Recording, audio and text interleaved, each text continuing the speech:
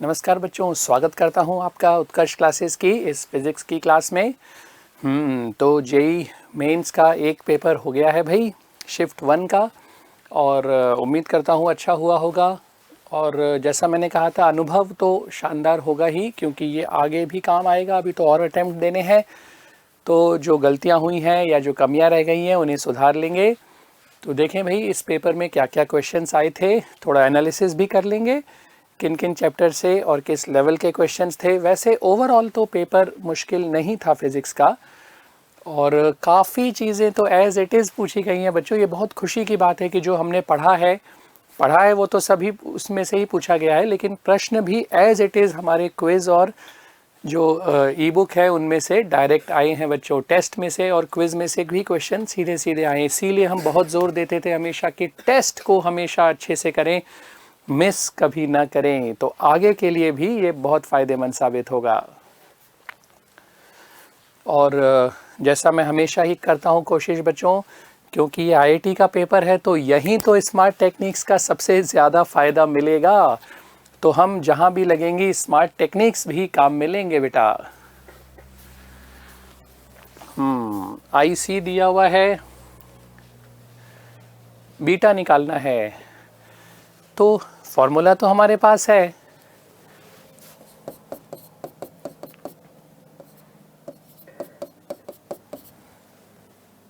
Delta delta delta, ये दिया हुआ है 4, ये दिया हुआ है 3.5, डेल्टा आई बी निकल जाएगा। और बीटा का formula delta I C upon delta I B.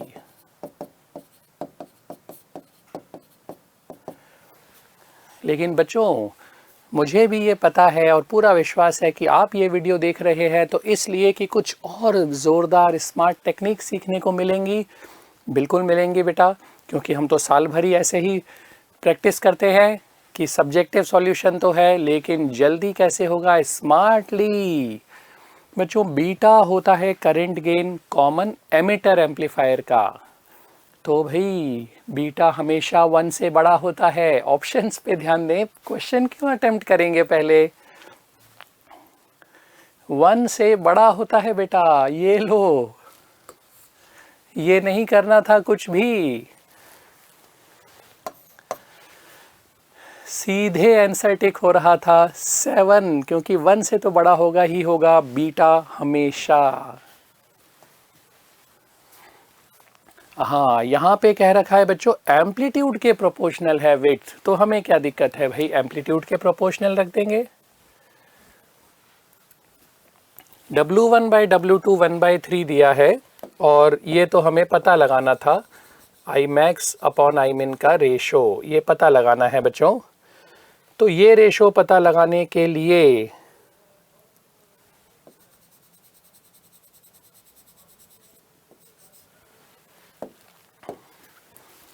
फॉर्मूले में रख दें। आई मैक्स अपॉन आई मिन होता है A1 plus A2 A1 minus A2 का होल स्क्वायर।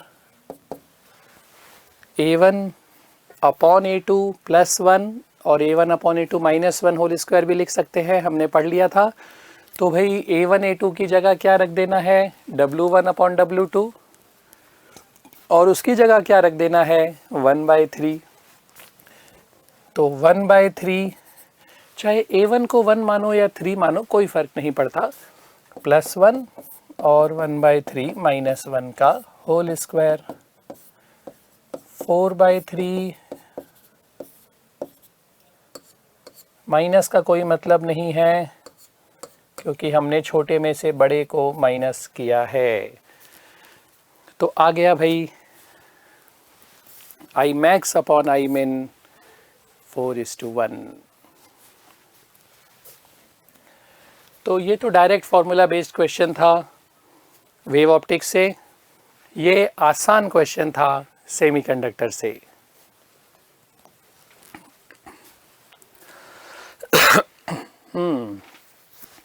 एम के ऊपर एक और बांस रख दिया है भाई, स्मॉल एम। क्वेश्चन कह रहा है न्यू एम्पलीट्यूड ऑफ एसएचएम पता लगाओ। इसके ऑप्शंस कुछ इस तरह से थे बच्चों, capital M upon capital M plus small M,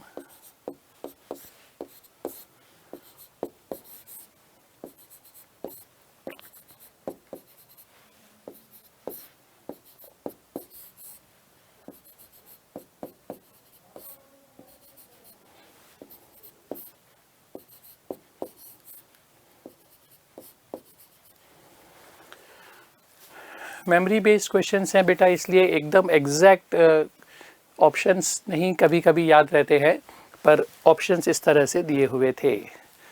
अब सब्जेक्टिव अप्रोच तो आपको पता है भाई, इस पॉइंट पे पहले मोमेंटम कंजर्व करेंगे,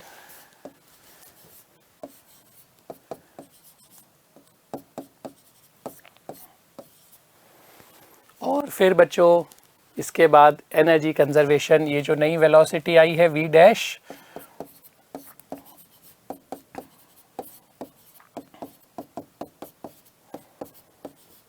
यहाँ से नया एम्पलीट्यूड आ जाएगा। पर ये भी दूसरों के लिए छोड़ दीजिए, हम इस तरह से नहीं करेंगे बच्चों। देखो सबसे पहले अगर मैं स्मॉल m को 0 रख दूं, यानी कुछ मास नहीं रखा, तो अगर एम्पलीट्यूड पहले a था, आयाम वही का वही रहना चाहिए। चलो रखें ऑप्शंस में, स्मॉल m को 0 रख दो a, स्मॉल m को 0 रख दो a, स्मॉल m को 0 रख दो a, स्मॉल m को 0 रखो 0, ये तो हट गया।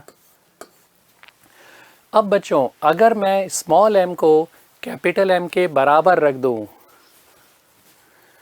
तो वेलोसिटी कम होगी, तो एम्पलीट्यूड कम तो होगा, ये तो पक्का है।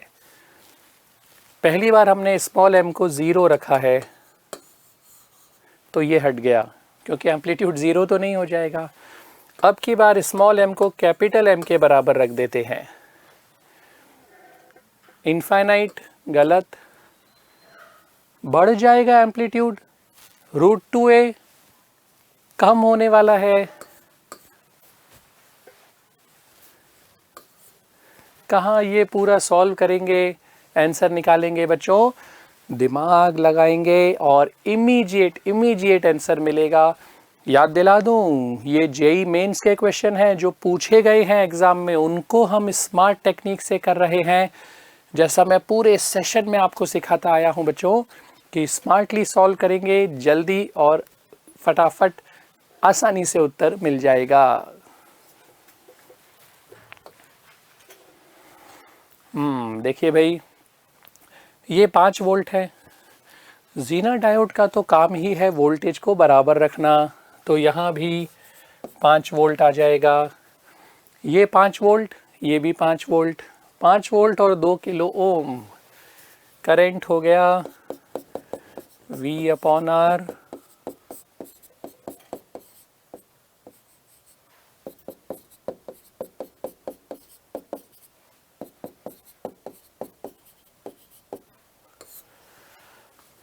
(2.5 मिली एम्पियर।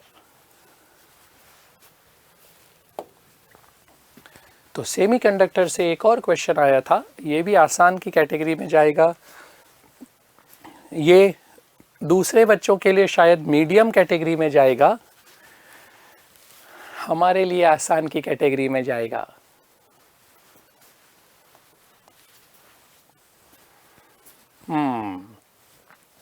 लीनियर एक्सपेंशन का कोफिशिएंट अल्फा दिया है, change in volume delta V is V gamma delta T, volume A³ gamma alpha की टर्म्स में 3 अल्फा और delta T, 3A³ alpha delta T, 3A³ alpha delta T। तो ये हो गया भाई वॉल्यूम एक्सपेंशन। ये क्वेश्चन इजी है क्योंकि सीधे डेल्टा V का फॉर्मूला लगाओ और गामा की वैल्यू रख दो। ये क्लास में डिस्कस किया गया क्वेश्चन है वेव ऑप्टिक्स का, कि अगर एक ही पोलराइड है तो उसे कैसे भी घुमाओ, कुछ नहीं कहा, लाइट को अनपोलराइज मानना है, इंटेंसिटी पूरी मिलेगी। दो पोलरॉइड होते हैं तो मेलस लॉ लगाते हैं। एक पोलरॉइड में एज इट इज पूरी लाइट मिलती है, ये हमने क्लास में डिस्कस किया है। एक ही पोलरॉइड है, कुछ फर्क नहीं पड़ रहा घुमाने से।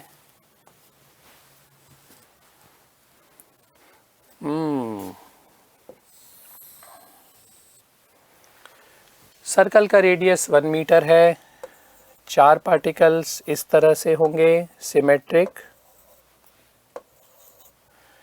ये रेडियस r है, ये भी r, तो ये हो गया √2r। तो फोर्स इसका कितना लग रहा है, m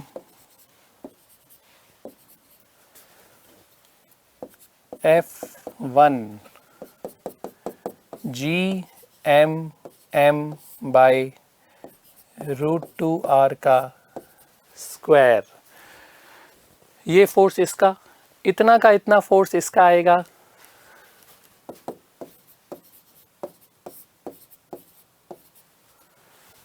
तो जब इतना का इतना फोर्स ही इसका भी आएगा बच्चों, तो इन दोनों का रिजल्टेंट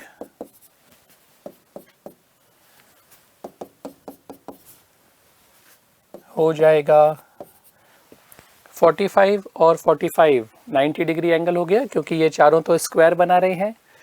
तो 90 डिग्री एंगल पे √2F1 होता है, तो इसका √2 टाइम्स कर दें, और F3 कितना होगा,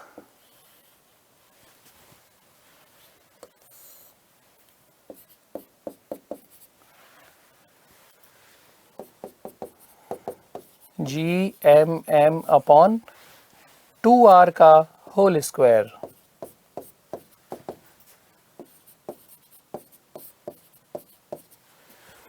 तो टोटल फोर्स हो गया F डैश प्लस F3, और ये सेंट्रीफ्यूगल के बराबर होना चाहिए।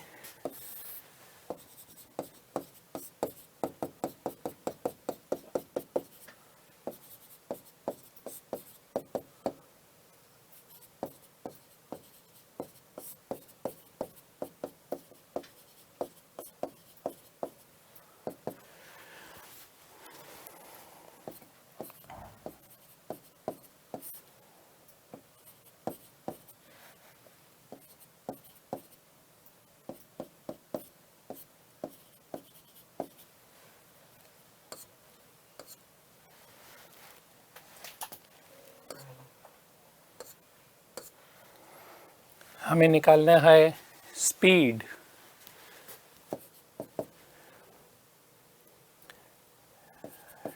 √2 + 1 GM बाई 4r का स्क्वायर रूट। ऑप्शन में हो सकता है 4 का √2 बाहर ले लिया हो, या ऐसे दोनों तरह से। शायद किस तरह से था मुझे एग्जैक्ट ध्यान नहीं है, क्योंकि कुछ बच्चों ने कहा कि 4 अंदर था, कुछ ने कहा बाहर था 2, तो आंसर ये हो गया है। तो ये क्वेश्चन मुश्किल नहीं था, लेकिन सॉल्यूशन थोड़ा करना था, तो मीडियम लेवल का क्वेश्चन बोल सकते हैं। ग्रेविटेशन का और सर्कुलर का छोटा सा कंसेप्ट कि भाई सेंट्रीफ्यूगल के बराबर करना होता है। ऐसे क्वेश्चंस में हमने समझा है बच्चों कि पहले ऑप्शन में ये देखना चाहिए कौन सा ऑप्शन में कौन सा पार्ट अलग अलग आंसर दे रहा है। P में 4 4 4, P को छोड़ो। Q में 3 2 3 2 छोड़ो। R में 2 4 1 3, आहा R के चारों अलग हैं, R ही देखेंगे।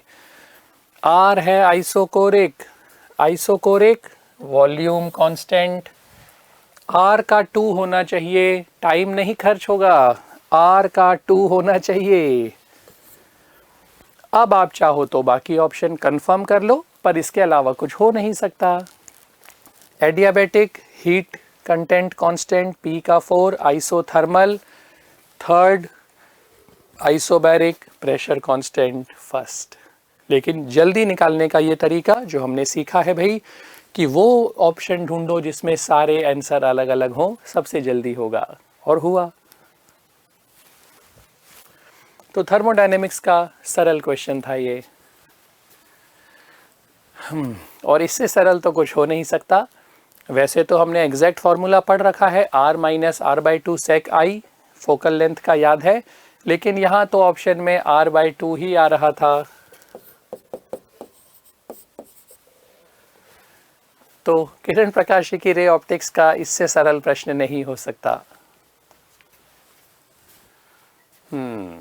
ट्रांसफार्मर बच्चों, EMI का सोचा था कि कुछ तो थोड़ा सा अच्छा क्वेश्चन आएगा, लेकिन बिल्कुल सरल फॉर्मूले पे बेस्ड क्वेश्चन आ गया है। ट्रांसफार्मर का ES upon EP NS upon NP। 220 volt AC supply primary है और 12 वोल्ट DC आउटपुट मिलेगा। वो तो रेक्टिफायर से मिलेगा, ये तो AC आउटपुट ही देगा। सेकेंडरी में टर्न्स थे 24, प्राइमरी के टर्न्स निकालने हैं।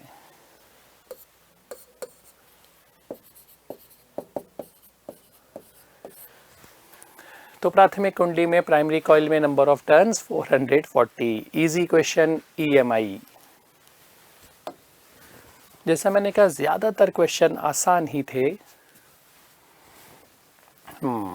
फ्लूइड्स में पास्कल्स लॉ का इजी क्वेश्चन। 100 kg ब्लॉक को उठाने के लिए याद है भाई फॉर्मूला,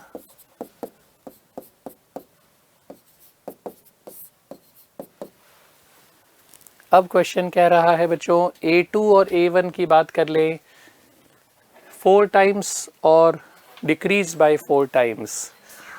डायमीटर कह रहा है ये F1 pi D2 square by 4 pi D1 square by 4। D2 को 4 टाइम्स कर दिया, D1 को 1/4 कर दिया।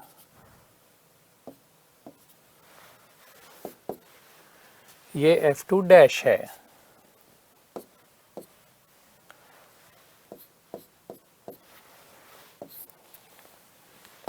Sixteen D2 square D1 square by 16, 256। और ये क्या चीज़ थी, पहले का फोर्स जो लग रहा था, पहले का फोर्स था 100 kg ब्लॉक का, तो अब रख देंगे 25,600 kg ब्लॉक जिसको उठाया जा सकेगा। How much kilogram weight can be lifted for new setup. तो सेम फोर्स F1 लगा के अब इतने मास को उठाया जा सकता है। इजी क्वेश्चन फ्लूइड्स में Pascal's law.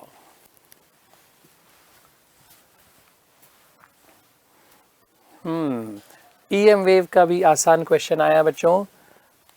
Speed of light in medium, speed of light C का फॉर्मूला होता है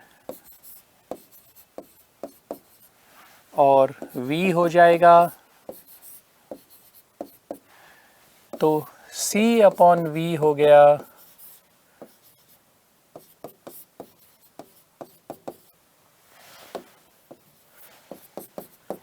root mu R epsilon are.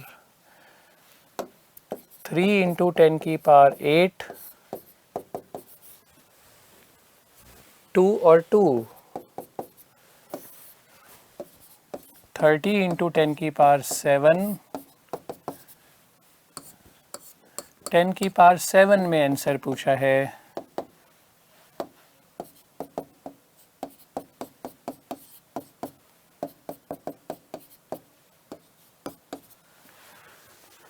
x की वैल्यू हो गई 15।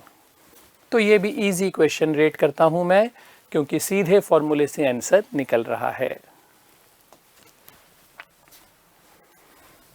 क्वालिटी फैक्टर निकालना है। क्वालिटी फैक्टर का फॉर्मूला क्या है बच्चों, 1/r रूट L/c। और या फिर अगर आपको याद हो इसको डिराइव कैसे किया था, EMF अक्रॉस इंडक्टर या capacitor upon EMF across resistor, omega L upon R। Frequency दे रखी है 2 पाई 10 इंटू 10 की पावर 6 L और R है 6.28। तो 2 पाई को भी 2 इंटू 3.14 लिख देते हैं। कैलकुलेशन भी आसान दी है। 7 माइनस 4 2 इंटू 10 की पावर 3 2000 हो गया इसका क्वालिटी फैक्टर। तो ओमेगा L अपॉन R लगा देते हैं, जो हमारे डिराइवेशन का पहला स्टेप होता है बच्चों। सीधे उससे आंसर आ जाएगा 2 पाई F 10 मेगाहर्ट्ज और L और R ये कैंसिल हो गया। 2 इंटू 10 की पावर 3 2000। इजी क्वेश्चन AC से।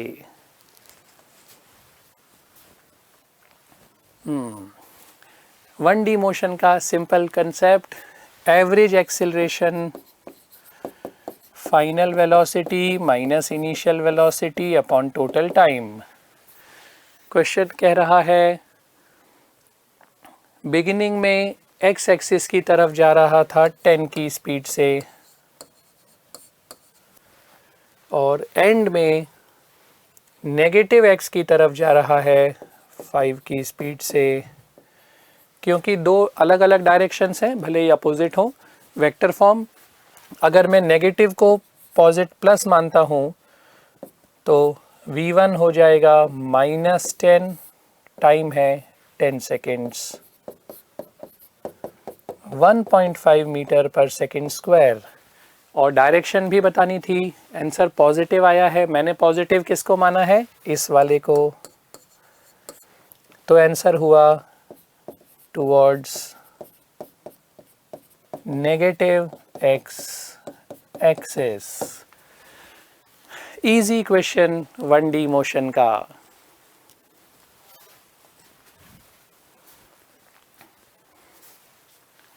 ये ग्रेविटेशन चैप्टर का कह रहे हैं, पर ये तो सर्कुलर मोशन में भी बोला जा सकता है बच्चों। T1 और T2 1/8 दिया है, 2 pi by omega 1 2 pi by omega 2 omega 2 by omega 1 1/8 omega 1 by omega 2 8। तो इजी क्वेश्चन ग्रेविटेशन का, सर्कुलर मोशन का, किसी का भी बोल सकते हैं। टाइम और ओमेगा रेसिप्रोकल है, सीधे इनवर्स 8:1 आंसर हो गया।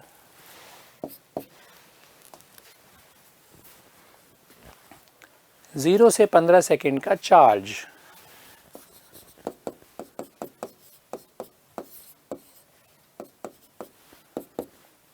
Twenty as it is, T का इंटीग्रेशन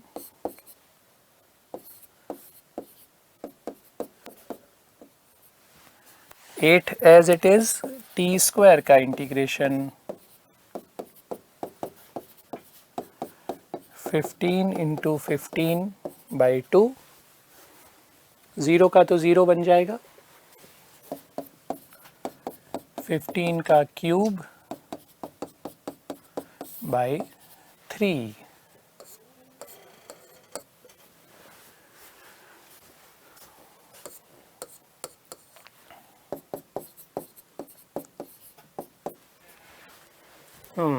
एट 5 ज़ा 40, 15 40 ज़ा 600 और 9000।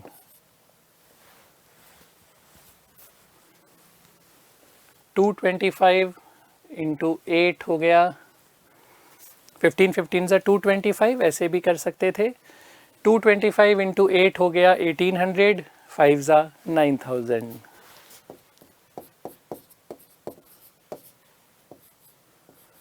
सो कूलॉम्स में आंसर आ गया 11,250 कूलॉम्स।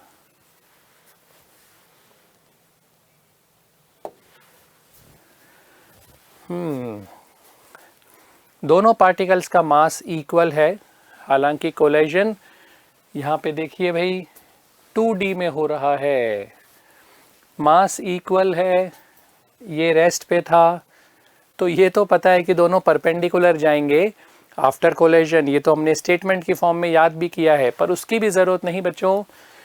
ये हॉरिजॉन्टल आ रहा था, वर्टिकल में मोमेंटम 0 है, एंगल इक्वल है, मास इक्वल है, तो वेलोसिटी भी इक्वल, तभी तो मोमेंटम वर्टिकल में इक्वल होगा, निकालने की भी ज़रूरत नहीं है। फिर भी mv1 cos 30 mv2, वर्टिकल में ये एंगल 30 है तो sin 30 कर देते हैं भाई, या फिर cos 60 बोल सकते थे। mv1 sin 30 mv2 sin 30, दोनों इक्वल, सब तो कट गया, v1 इक्वल टू v2 बचा। पर ये इतनी मेहनत नहीं करके निकालेंगे भाई, हालांकि ये तो जल्दी हो रहा है, फिर भी हम तो इसे मेहनत बोलते हैं। मोमेंटम में 3 चीज़ें आएंगी, मास, वेलोसिटी, एंगल। एंगल इक्वल है, मास इक्वल है, तो मोमेंटम इक्वल होने के लिए वेलोसिटी इक्वल होनी ही है मैग्नीट्यूड में। So v1 upon v2 is equal to 1। Easy question है भाई मैकेनिक्स का। Minimum force required to stop block from falling, यहाँ पे F फोर्स लगा रहे हैं, तो नॉर्मल रिएक्शन F के बराबर N is equal to F, friction mu N। Friction कम से कम भी mg के बराबर हो जाए तो नीचे नहीं गिरेगा, ज़्यादा होगा तो भी नहीं गिरेगा, तो मिनिमम के लिए लिमिटिंग केस कम से कम इतना तो हो। Therefore friction should be greater than or equal to mg, limiting friction. So mu n greater than equal to mg, mu f greater than equal to mg, mu है 0.2,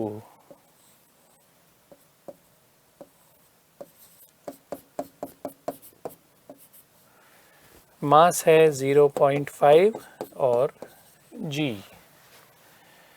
0.2 2 by 10 0.5 0.5 into 10 को सीधे ही 5 लिख देता हूँ।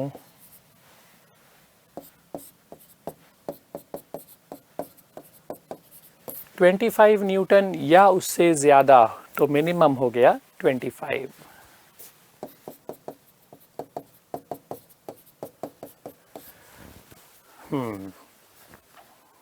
तो इजी क्वेश्चन माना जाएगा बच्चों ये भी मैकेनिक्स का।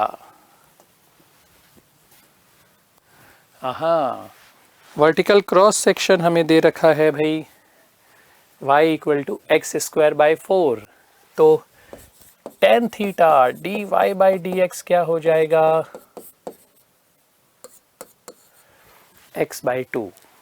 और tan थीटा बच्चों किसी भी कर्व में किसी भी पॉइंट पे अगर ये एंगल थीटा है तो mg, ये थीटा, ये 90, ये 90 माइनस थीटा, तो mg का यहाँ कंपोनेंट आपको पता ही है इंक्लाइन प्लेन पर, mg sine theta mg cos theta.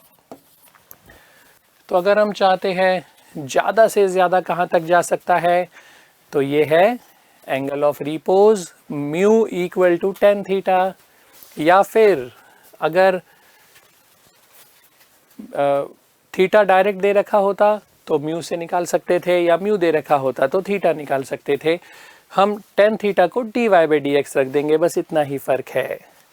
So mg sine theta equal to mu n mu mg cos theta आ गया। tan theta equal to mu, tan theta है x बाई 2 और म्यू है 0.5 x हो गया 1, x को 1 रख दो,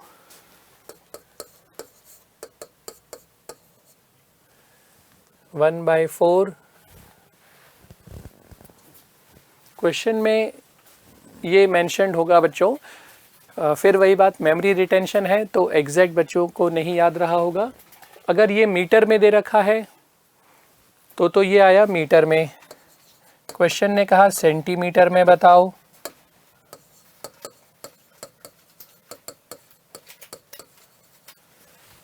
और अगर ये सेंटीमीटर में दे रखा होगा तो ये सेंटीमीटर में ही 0.25 हो जाएगा।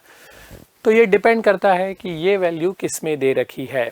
अगर मीटर में तो आंसर हुआ 25, अगर सेंटीमीटर में तो आंसर हुआ 0.25।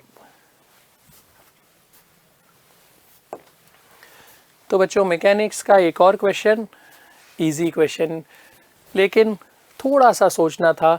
हालांकि कंसेप्ट मुश्किल नहीं था तो मीडियम की तरफ बोल सकते हैं, but I will rate it towards easy, क्योंकि tan थीटा तो dy बाई dx हमें पता ही होता है, और mu equal to tan theta लगाते ही सीधे आंसर आ जाएगा। de Broglie wavelength of proton varies inversely with linear momentum, easy, बिल्कुल सही। lambda varies inversely with linear momentum. As lambda increases, energy and momentum increase. As lambda increases, momentum तो decrease हो रहा है। फर्स्ट सही है, second गलत।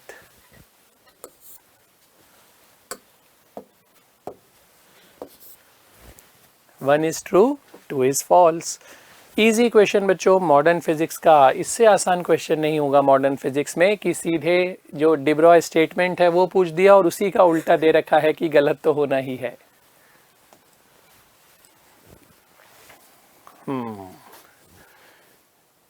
One में आ रही है तो लाइमैन सीरीज है, इन्फिनिटी लास्ट लाइन है लाइमैन सीरीज की। Series limit of Lyman, series limit of Lyman, second line of Lyman गलत हो गया। थर्ड लाइन ऑफ बामर या सेकेंड लाइन या थर्ड लाइन और पाशन, तो बामर और पाशन का देखना है। बामर की फर्स्ट लाइन यहाँ से, सेकेंड यहाँ से, थर्ड यहाँ से। बामर की थर्ड लाइन है, सेकेंड लाइन ऑफ बामर नहीं, थर्ड लाइन ऑफ बामर। ये दो ऑप्शन बचे। अब पाशन की देख लेते हैं। पाशन की फर्स्ट और second, second line of Paschen series. Atomic physics का इजी क्वेश्चन एकदम।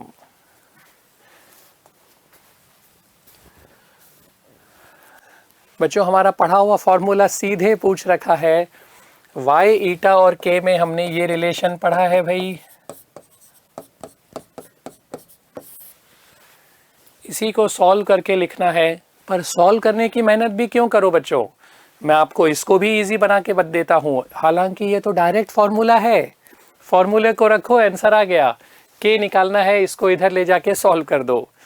फिर भी अगर आपको कभी ज़रूरत पड़े, क्योंकि आगे भी तो और टेस्ट देने हैं, एग्ज़ाम देने हैं मेंस के, तो बच्चों आगे भी ज़रूरत पड़े जल्दी करने की तो ध्यान से देखो। अगर मैं y को 9 रख देता हूँ, ईटा को 6 रख देता हूँ, ये 1 हो गया, ये हाफ हो गया, तो k को 2 रख दो। हाफ और हाफ 1 और 9/9 1, ये वैल्यू सेटिस्फाई कर रही है। अब ऑप्शन पे आते हैं।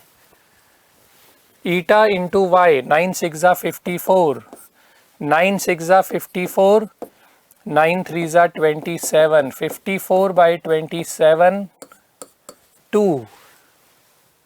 First option is correct. ये जल्दी करने का तरीका है, यहाँ तो प्रॉब्लम नहीं होगी क्योंकि यहाँ तो इसको इधर ले आओ, एलसीएम ले लो, आंसर आ गया।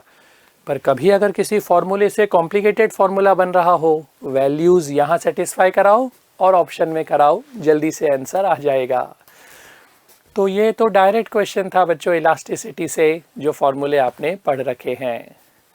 आपने 3 फॉर्मूले पढ़े थे याद हो तो, एक ये वाला, एक पढ़ा था y equal to 3k 1 - 2 sigma, और एक y equal to 2 eta 1 + sigma. यहाँ सिग्मा नहीं दिया इसलिए सेकेंड और थर्ड फॉर्मूला नहीं, फर्स्ट वाला जो y, ईटा और k में रिलेशन दे रहा है।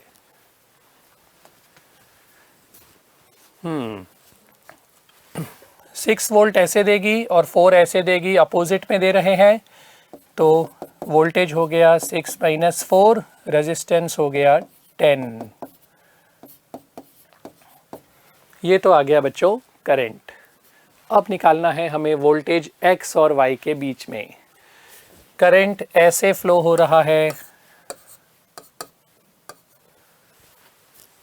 y से x तक जाते हैं तो Vx माइनस Vy मिलेगा। करंट के साथ गए नेगेटिव, माइनस का 2/10 इंटू 8,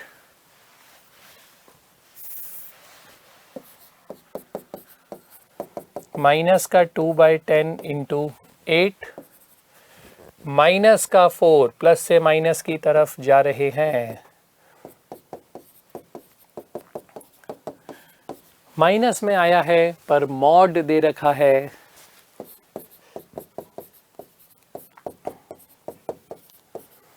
तो आंसर हो गया 5.6 वोल्ट। इजी, एकदम आसानी से आंसर आएगा। तो करंट इलेक्ट्रिसिटी का भी आसान क्वेश्चन था, सिंपल किरचॉफ्स लॉ का कंसेप्ट लगाना था। बाइनरी स्टार हमने डायरेक्ट फॉर्मूला पढ़ रखा है बच्चों, सीधे सीधे आंसर आ जाएगा। फिर भी पीरियड ऑफ रिवॉल्यूशन निकालना है, टाइम पीरियड का फॉर्मूला है 2 पाई, तो ऊपर आना ही है भाई। ये दोनों ऑप्शन तो गए। स्मार्ट टेक्निक लगा रहा हूँ, बाकी आपको करना आता है। थोड़ा सा लंबा तरीका है क्या, ये D और ये D तो दोनों कंबाइंड सेंटर के अबाउट रोटेट होते हैं। ये डिस्टेंस होगा D/3, ये होगा 2D/3, तो G(m)m upon D² is equal to m(ω²r). इसका रेडियस 2D/3 है। Cm यहाँ पे आएगा। तो 2m कैंसिल, 3gm/d³, तो ओमेगा हो गया इसका रूट, टाइम पीरियड हो गया 2 पाई/ओमेगा, 2 पाई रूट d³/3gm। मैं आपको ये बता रहा था बच्चों कि आपने बाइनरी स्टार को भूल जाओ। आपने सैटेलाइट का टाइम पीरियड का फॉर्मूला पढ़ा है, याद है क्या? इस फॉर्म में आता है। तो फॉर्म तो यही होना चाहिए कि डिस्टेंस का क्यूब ऊपर और g और मास नीचे। डिस्टेंस का क्यूब ऊपर गलत हो गया, ये भी गलत हो गया, ये और ये बचे, पर 2 पाई तो नीचे नहीं आ सकता। फर्स्ट ऑप्शन बिना कुछ किए डायरेक्ट टिक। पहली चीज देखी कि 2 पाई ऊपर आएगा क्योंकि टाइम पीरियड पूछ रखा है, ये दोनों कट गए। डिस्टेंस का क्यूब ऊपर आता है, ये गलत हो गया, टिक करो, आगे बढ़ो। तो ग्रेविटेशन का एक और क्वेश्चन आया है आसान। 1D मोशन का बिल्कुल ही इजी क्वेश्चन बच्चों। वीटी ग्राफ दे रखा है, एक्सेलरेशन टाइम ग्राफ पूछा है, कांस्टेंट वेलोसिटी है, नेगेटिव और पॉजिटिव। इसका मतलब वेलोसिटी नेगेटिव की तरफ जा रही है, नेगेटिव एक्सेलरेशन, फिर पॉजिटिव जा रही है, पॉजिटिव एक्सेलरेशन। स्लोप देख लो, इसका स्लोप कांस्टेंट है और नेगेटिव, यानी एक्सेलरेशन कांस्टेंट और नेगेटिव, बाद में कांस्टेंट और पॉजिटिव।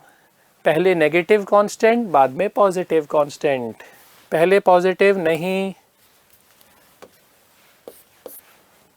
पॉजिटिव और पॉजिटिव एक्सेलरेशन नहीं, पूरे टाइम नेगेटिव एक्सेलरेशन नहीं, पहले नेगेटिव एक्सेलरेशन बाद में पॉजिटिव एक्सेलरेशन। स्लोप के बारे में इन्होंने कुछ बताया नहीं है कि इक्वल या अनइक्वल, तो हमें परवाह भी नहीं करनी है क्योंकि दो ऑप्शन नहीं है ऐसे जिसमें ये कम ज़्यादा या ज़्यादा कम या बराबर हो, एक ही ऑप्शन है। तो इस ग्राफ से तो ये समझ में आ रहा है कि इसका स्लोप बड़ा है इससे, क्योंकि पॉजिटिव एक्सेलरेशन ज़्यादा और नेगेटिव कम। बट हमें नहीं परवाह करनी है, चिंता करनी है, क्योंकि क्वेश्चन ने तो बस ये पूछा है कि ग्राफ का पैटर्न क्या होगा। तो पैटर्न होगा पहले नेगेटिव एक्सेलरेशन बाद में पॉजिटिव एक्सेलरेशन। तो बच्चों ये भी 1D मोशन का इजी क्वेश्चन था। तो ओवरऑल बच्चों पेपर आसान था और यही ट्रेंड रहने वाला है। मुझे लगता है थोड़ा सा चेंज होता है जैसा हिस्टोरिकली देखने में आया है, कुछ क्वेश्चंस एब्रप्टली अलग तरह के पूछे जाते हैं आगे के एग्ज़ाम्स में, लेकिन मोर और लेस ट्रेंड ऐसा ही रहेगा। तो इस बात का फ़ायदा मिल सकता है जो आज और कल पेपर देंगे, और आगे के अटेम्प्ट्स के लिए तो फ़ायदा सभी को मिलेगा बच्चों। तो देखिए भाई, हमने पेपर सॉल्व किया है 24 फरवरी यानी कल फर्स्ट शिफ्ट का पेपर। थोड़ा सा समय लगता है बच्चों क्योंकि ये मेमोरी बेस्ड क्वेश्चन है, पूरे इकट्ठे करते हैं, उनको हम रेडी करते हैं और फिर आपके सामने लेके आते हैं, तो it takes a little time. लेकिन मैंने कोशिश की है जितना हो सके शॉर्ट और स्मार्टली क्वेश्चंस अटेम्प्ट करें, और होते हैं जैसा मैं हमेशा कहता हूँ, क्योंकि हम तो जब पढ़ते हैं बच्चों तो भी हम ऐसे ही करते हैं, चाहे वो टेस्ट के क्वेश्चन हो, मेरे क्वेश्चंस हो, प्रीवियस ईयर के क्वेश्चंस हो, अब इस ईयर के क्वेश्चंस भी स्मार्टली सॉल्व करते हैं। तो ऑल द बेस्ट बच्चों जिनका पेपर अभी बाकी है, और जैसा मैं बार बार कह रहा हूँ आगे के जो अटेम्प्ट्स हैं उनके लिए ये बहुत फ़ायदेमंद साबित होगा। इस वीडियो को देखकर थोड़ी देर सोचें कि मैं भी ऐसे ही स्मार्टली क्वेश्चंस करूँगा, ऐसे ही शॉर्ट ट्रिक्स अप्लाई करूँगा, क्योंकि मैं बार बार कहता हूँ बच्चों इन सब के सब्जेक्टिव सॉल्यूशंस तो आपको हर जगह मिल जाएंगे, पर स्मार्टली जैसे हम करते हैं वैसे कहीं नहीं मिलेंगे बेटा।